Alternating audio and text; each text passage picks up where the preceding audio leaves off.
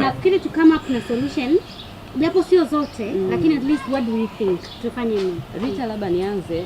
Mimi nachofikiri kwamba tujaribu na tukubali kubadilika. Yaani hicho ndo kitu ambacho kinakuwa ni cha kwanza. Unajua tumeshazoea kama tumevyosema, tumezoea kubebana na tumezoea kubebwa. Kwamba mimi sitaki, hata ukikuta kwamba mwanafunzi yuko chuo anataka kwenda kufanya field, ataangalia wapi dadake yupo, wapi babake yupo, wapi nani yake yupo. Lakini mazingira na sisi wenyewe hatujajifunza kwamba ili tupate chakula, yani tujue kinapatikana wapi. Yani tusikae mezani ndio ile anakuambia don't show me how show me how to fish. You see, don't give me a fish but show me how to fish. Kwa hiyo yamekuwa ni mazoea. Yani tumejijengea mazoea. Kwa hiyo sisi wenyewe tukubali kubadilika. Nachoongelea sisi sio kwamba mimi like expert wa HR, lakini naongelea pale ambapo mtu anayetafuta kazi. Kwa sababu mimi namuongelea human as my own source. Kwamba wewe unahitaji kufanya nini? Tukubali kubadilika na tuondoe lawama. Yaani kabla hujamlaumu, kabla hujasema kwamba serikali au kabla hujasema kwamba mimi hapa ndo nilipopata mkopo. Wewe vision zako, what are your goals? Umeshawahi kukaa ukaanalyze mimi maisha yangu yanataka kuweje? Maana tumesoma sawa na tunaendelea kusoma, lakini nini ambacho unataka kukifanya? Hiyo ndo naona ni kitu ambacho kimetukuta sana. Ile kwamba yani tumeshaona kwamba tutaenda kwa sababu nina fulani atakayenisukuma. Lakini wewe mwenyewe panga priority zako, zile zitakusaidia wewe kubadilika. Kwa sababu huwezi tu ukalala usiku asubuhi ukaamka mimi nimebadilika. Unabadilika baada ya kuweka vitu chini. Mimi mipango yangu, watu wana mipango ya siku, wana mipango ya wiki, wana mipango ya mwezi, wana mipango ya mwaka. Lakini mtu unaweza ukaamka asubuhi hata ujui next 1 hour unataka kwenda wapi au unataka kufanya nini. Mwisho wa siku utasema siku inakimbia. Lakini siku imekimbia, what have you done? Umeona, hilo ndio swali. Kwa hiyo mimi ninachofikiri kwamba ni ifike wakati tubadilike. Yaani tusianze kulaumu zaidi ya kwanza kubadilika wenyewe. Na unapobadilika ina maana kwamba utajijengea confidence mwenyewe. Kwamba mimi I need to be someone. Ili niwe huyo nataka nifanyeje. Then hapo ndo tutakapoenda kuwa. Nafikiri hicho ndo kitu kwangu mimi nakiona kiko cha kwanza. Nice. Yeah. Before I invite Amos, naomba kusummarize. Tunaongea sasa hivi topic iliyopo ni interviews and recruitment. Tunataka solution ya nini kifanyike ili kuwe na progress kwenye jamii.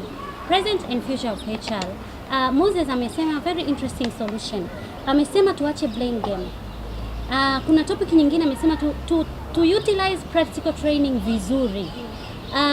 Araika amesema let's go back to the roots. Tuangalie ile challenge ya jamii kwa undani ni nini, and then we solve the actual problem, alafu ndo tuje tuendeleze huku juu. Lakini Elita ameongea kitu very interesting, change is inevitable. I think the only thing that doesn't change is change itself. Kwa hiyo we must accept change, na pia ametoa namba 5, tuwe na goals. Katika kubadilika tuwe tunajiwekea goals. Sasa tunaendelea tunatafuta solution za mambo ya recruitment and interviews ili product inayojengeka iweze kuwa accepted kwenye market. Amos. Yeah, I think Rita, maybe from where she ended, amesema kwamba it is not that easy kwa sababu of course there is a very kuna uhusiano mkubwa between poverty and our mentality. Yes. That is true. Lakini mimi naweza nikatofautiana kidogo nikasema kwamba it's not that difficult. It is possible. Niungane na Moses what he said. Why? Because the central decision making bodies, talking of system ya serikali, can do something about this. Kwa sababu leo tuangalie where Rwanda is. Sisemi Rwanda is a role model, lakini yet Rwanda has made something on the kubadilisha mentality, mindset. And Rwanda sio ni third world country, sio nchi tajiri. And leo Volkswagen zinatoka Rwanda.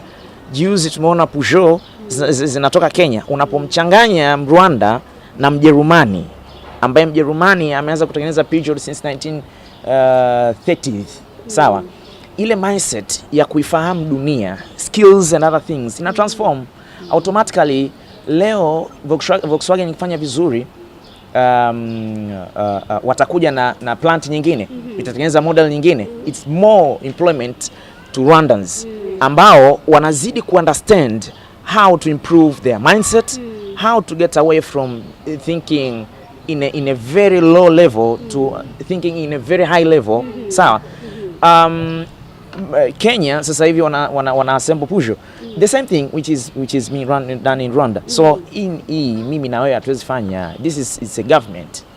Hii kumleta Volkswagen afanye kitu au Peugeot ni serikali. So at the central role something needs to be done pale.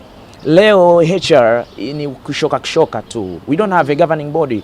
Unakuwa na watu ambao they are not regulated in the industry. Mimi ni wakili since 1950s, tuko na Tanganyika Law Society.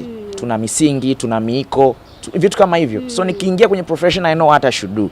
Na nikiingia na induction, so I know how I should behave in the society, how I should regulate as a professional. Lakini leo na HR ambao wapo tu, they are not regulated.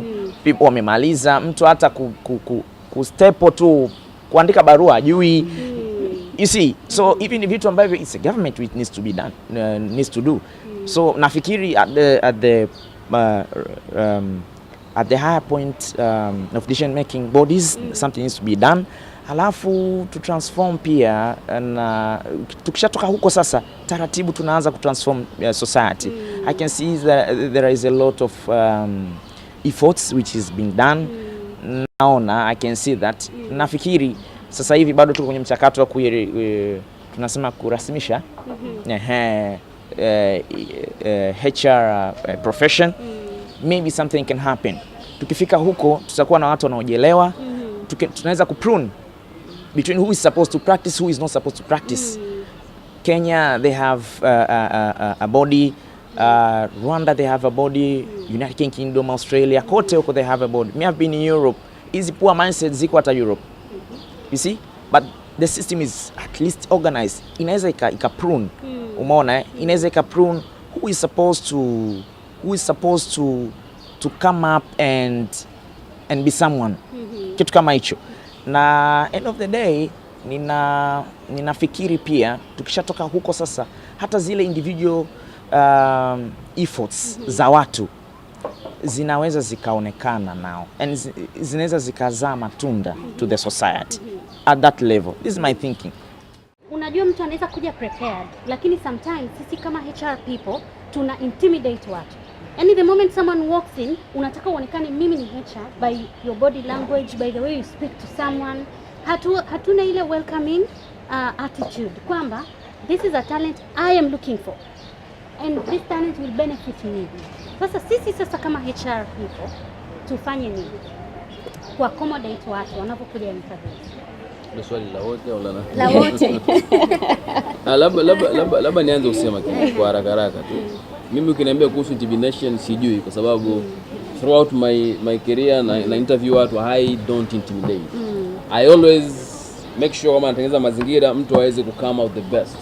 Ukitafuta mtu yote ambaye ni interview atakwambia hilo kwamba huwa ni mazungumzo ya kuweza kujua. Kwanza unapata muda wa kumwangalia mtu na kufahamu kwamba ni nini anacho. Na it's not a war. And I don't believe in fighting kwenye interview. Ninaamini katika kumwezesha mtu kuweza kuongea. Kwa hiyo cha kwanza labda niwaombe tu wale ambao wanafikiri interview ni vita waache, kwamba iwe ni mahali ambapo pa kuweza kujaribu kufahamiana na pia kuelekezana kwamba mtu anaweza kaja kwenye interview kuna kitu akifahamu, lakini ukimwangalia potentially anacho. It's a moment to unleash the potentials za watu rather than killing people's dreams. Hicho naweza kusema. Yes, you've spoken well. Nafikiri Rita kuongezea hapo, nachoweza kusema ni kwamba ndio hiyo tunasema ni tunatofautiana katika attitude.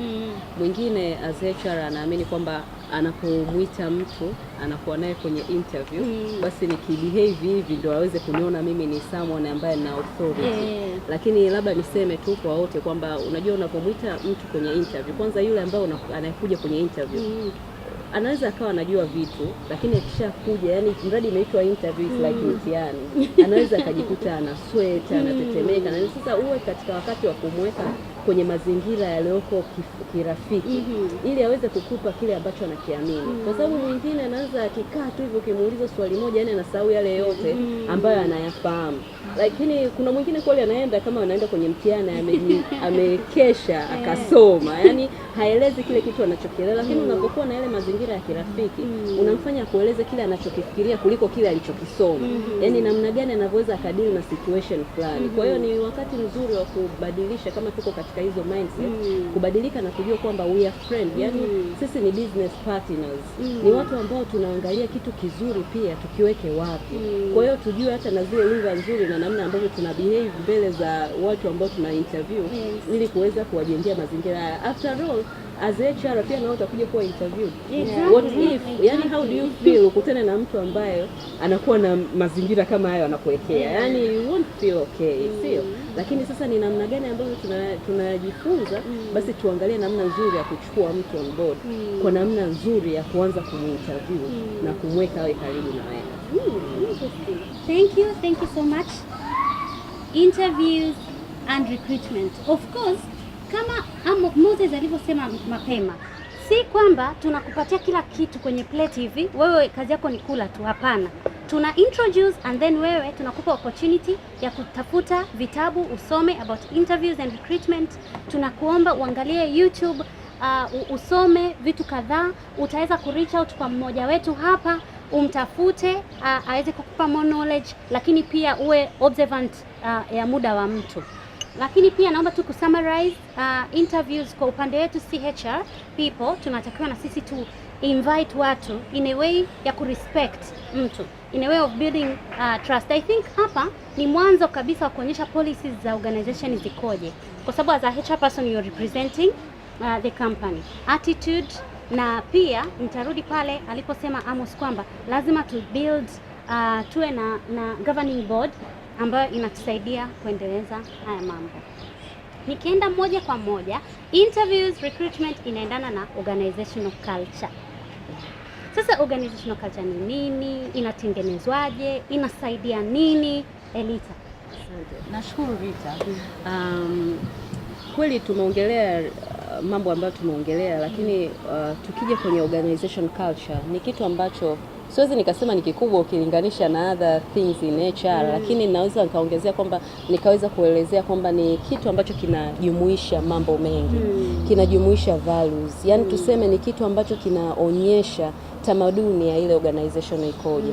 Na let's say mimi napenda kutoa mifano ambayo tukija kuangalia familia zetu kama one of the organization ili tuweze kupata pa kuanzia kwamba familia kama familia inaweza ikawa na baba na mama au mama na watoto, vitu kama hivyo. Lakini ili tuweze kujua hii familia ikoje, kuna vitu unakuta vinafanya ile familia iwe pamoja. Vile vinavyofanya iwe pamoja kwa ujumla wake tunaita ni culture. Na mara nyingi tumekuwa tukiangalia tukisema culture, watu wengi wanakimbilia kwenye mavazi, lakini it's more than that. Mfano mwingine unaweza ukajikuta kwenye familia hiyo Rita, unaweza ukakaa ukasema, yani akaonekana tu mtoto ukasema huyu ni kwa familia ya Rita. Kwa nini wamesema hivyo? Ni kwa sababu kuna vile vitu ambavyo vinamuidentify yule mtu ni nani katika ile sehemu, na unakuta kwamba zile identification zinaonyesha kwamba hii ndio unique feature ya ile familia. Kwa hiyo ni moja kwa moja tunaweza tukachukulia hizo factors na features zikabeba kwenye organization, kwamba tunapoenda sasa kwenye organization kama sehemu ya kazi, ni vitu ambavyo vinatuunganisha, ni vitu ambavyo vinaweza vikajustify kwamba hiyo organization ikoje, kwa maana ya utendaji kazi na vitu mbalimbali. Tunaongelea zile philosophy, tunaongelea sheria za ile organization, tunaongea zile core values, kwamba ukisema organization hii inasema let's say kwamba sisi tuna believe in honest. How? Yani ni namna ipi ambavyo tuna nani na tunaonaje wafanyakazi wetu. Kwa hiyo ina maana wafanyakazi wote wana believe in the same way that the organization put its bigger picture, sio? Kwa hiyo ninachojaribu kusema ni kwamba hata hiyo organization culture zinakuwa affected na internal features and external features kulingana na vitu ambavyo tunaenda navyo, kwa sababu organization lazima iendelee iwe juu zaidi kwenye kuangalia the profit iliyoko, lakini na jina linalojenga. Ndio maana tunachoongelea habari ya culture, kwa sababu ile culture ndio inatuonyesha sisi ni kina nani. Yani huwezi ukakaa pembeni, yani ukawa kama umeji-eliminate na culture fulani ambayo ingeweza kukuonyesha katika organization yako wewe ni nani. Kwa hivyo ni vitu ambavyo vinabeba kwa uchache wake, lakini vinakuwa ni vingi, vinabeba kitu kimoja. Kwa hiyo ile culture pia inaendana kubadilisha na mfumo mzima wa watu, kwa sababu unavyoongelea organization watu wamekaa wakafikiria, kwa sababu tunaongelea yule mtu wa juu amefikiria kitu gani kabla hajaweka wale watu wengine. Tuseme kama ile nilotoa mfano kwenye familia. Let's say kama baba na mama wamekaa wanafikiri wanataka familia yao iweje. Kwa hiyo kuna vitu ambavyo watasimama navyo. Zile tutaongelea ni structure ama hierarchy. Lakini wale walioko chini na wenyewe watafanya nini ili kuweza kufanikisha yale mawazo ambayo yule wa juu alifikiria. Sasa pale ndo tunapobuild ule upamoja wa ile culture ili tuweze kusonga mbele. Na culture tunasema ina affect sana, kwa sababu unaweza ukakuta culture yetu iko ya aina fulani, wewe ukatuletea kitu kingine ambacho sasa badala ya kuanza kukutengeneza wewe uwe pamoja na organization yetu, tunaanza kukushangaa. Sasa tunapoteza ule mwelekeo wa organization. Kwa hiyo ni vitu vingi, tusiangalie tu kwamba habari za mavazi ambazo ndo tunazoziangalia sana, lakini tuangalie pia zaidi kwamba it's more than that. Tunaangalia namna gani tunaijenga organization yetu ili mtu atakapokaa tu ajue that is organization we are talking about. Hii ni organization fulani. Ndio maana mara nyingi wanasema your culture is our brand. Unajua kuna organization nyingine anakuambia your success is our success. Why? Yani kwa nini? Na maana wao wamejenga kitu kwamba ili client wetu waweze kufurahi, sisi na sisi tutakuwa na furaha vile vile. Kwa hiyo sasa tunaanzia wapi? Those things, small things ambazo zitatufanya tuweze kuendana kule juu. Those are the culture ambazo ni vitu ambavyo vitakuja kubuild a bigger culture ya organization, kuweza kutufanya to move from one stage to another. Interesting. Who wants to talk on that? I'll say on the other end as a recruiters, kwa sababu sisi tuna recruit kwa ajili ya kampuni mbalimbali. Lazima mtu unayemchukua lazima uangalie background yake, naye je, ametoka kwenye multinational company, anaweza kufanya kazi kwenye kampuni ambayo ina watu kutoka nchi mbalimbali. Je, atafit in? Aya, unamchukua mtu kwenye a smaller company to a bigger company, lazima uangalie zile background, culture aliyotoka nayo huku na huku inaingia. Yani labda hii kampuni how is the culture hivyo ikoje, na huku nakompeleka kukoje. Ikiwa tofauti, hata ukimpeleka hata fit. Akifika pale atakaa siku 2-3 atasema I just want to leave, I don't think this is the right place for me. Kumbe kilichokuwa kinamtoa ni ile kufika pale anaona mbona nashindwa kufit in. Lakini anaweza sitambue kwamba hichi ndo kimenisababisha nikashindwa, akaona ni vitu vingine, lakini culture does affect your workplace. Naomba niulize swali kwa what Florence said. So does it mean that there is no room for someone to learn? There is no room for someone to, for sababu of course we cannot have we have different backgrounds, and I believe we must be given room to learn and understand new things as well, kwa sababu hata kwenye hii culture, let's say niliopo, yet I'll be learning sort of new things. Kwa mfano, nitakupa mfano, BP they are known to have a zero tolerance on corruption. Hakuna corruption BP, and that is worldwide, nenda popote pale. So whoever vendor anafanya biashara na BP, that is known. Same as with Total, I think. Yes. So mimi nimetoka kwenye mazingira ambayo they are very new from what you guys want to recruit me. Hamtanipa kazi kwa sababu the culture is different. There is no room for me to go and learn. Ndio hicho nataka kujua. Labda ni sema kitu la kwenye hilo. Sijui kama nitakuwa najibu, lakini nitasema kitu kwamba out of my experience as a recruiter and as a consultant for almost 5 to 7 years, when it comes to recruitment and when it comes to fitting in somebody into any organization, mimi huwa na fit in two kinds of people: the ready-made and the potential to be. The ready-made ni yule mtu ambaye kabisa alikotoka na nakumpeleka pamefanana, yani almost pamefanana, kwa na features ambazo they look alike. And the potential to be ni yule mtu ambaye ana potential and can adapt kule nakumpeleka. Na hii sasa itategemeana na yule client wangu kama atakuwa tayari kuchukua the potentiality ya mtu. Room ipo only to the potential. I will not take a person who is not potential to a circumstance ambayo najua nikimpeleka hatofit. Sasa swali linakuja, je, do we see the potentials out of people? That's the question that inarudi kwa sisi recruiters. Kwamba sometimes kweli kuna watu ambao, tuchukue mfano mdogo tu, wakati oil and gas imekuja kwenye nchi, kulikuwa hakuna watu wengine ambao tayari walikuwa wanafanya oil and gas. So what did the people do? Watu walichofanya kwamba those key positions walileta watu ambao specialists, lakini zile ambazo zilihitaji watu wa hapa ndani wakachukua watu wengine kutoka different sectors and organization ambao they could easily be turned into become what is fit for that particular sector. Kwa hiyo kuna times ambapo kabisa kuna mazingira ambayo unahitaji kumchukua mtu ambaye unaweza kumbadilisha akafit into that culture. Lakini kuna wakati ambapo unamuona kabisa huyu mtu hata nikimchukua nikimpeleka pale hato fit. Kwa sababu tunapozungumzia organization culture, mimi kuna maswali mawili na swali la kwanza, what is culture? What is total way of life? So you look at the total way of life in that particular client vis-a-vis your candidate. Unaona kabisa huna similarities. Lakini pia culture is what attracts other people to come to the company. Lakini pia ndicho ambacho ina maintain wale walioko ndani wasiondoke. Kwa hiyo unaona kabisa huyu mtu unamwambia kama nataka nipeleke pale, anakuambia mimi pale siendi. Mwenyewe anakuambia pale mimi siendi. Why? Kwa sababu ameangalia the total way of life in that particular employer. That's not my thing. Kwa hiyo kuna a lot of puzzles za kufit in before ukasema kwamba anafaa ama hafai. Lakini jibu kwa kifupi ni kwamba it is possible pia kumpeleka mtu ambaye ni potential kwa mtu ambaye hajawahi kufanya kile lakini anaweza akaenda kabadilika na kuwa tayari kwa kufanya. Interesting. Araika, you wanted to say something? Yeah, can I add something? Like nakubali kwamba okay, I think that's what works now, right? Lakini ukiangalia the way dunia inavyosogea na hapa Tanzania itatukuta very soon if we are not already in that situation. Uliongelea, I think you talked about somebody who's multi-skilled, right? And tumefika stage ambayo not being able to adapt and fit in is a weakness.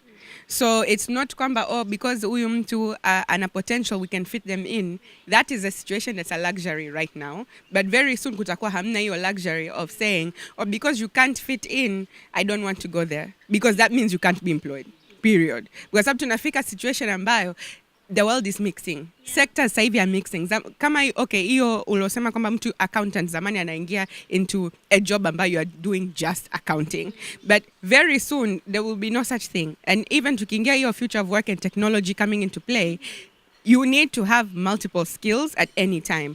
Watu wana mix sana. Lugha zina, yani watu say very on average a lot of people speak more than 3 languages or at least 3 languages, and zinahitajika more than it used to be. Kwa hiyo mtu anayesema mimi I can't fit in there, that is, I feel toka tumeanza hii panel we are moving between the domains of emotional intelligence without knowing we are moving through them. So right now we're talking about social awareness and relationship management.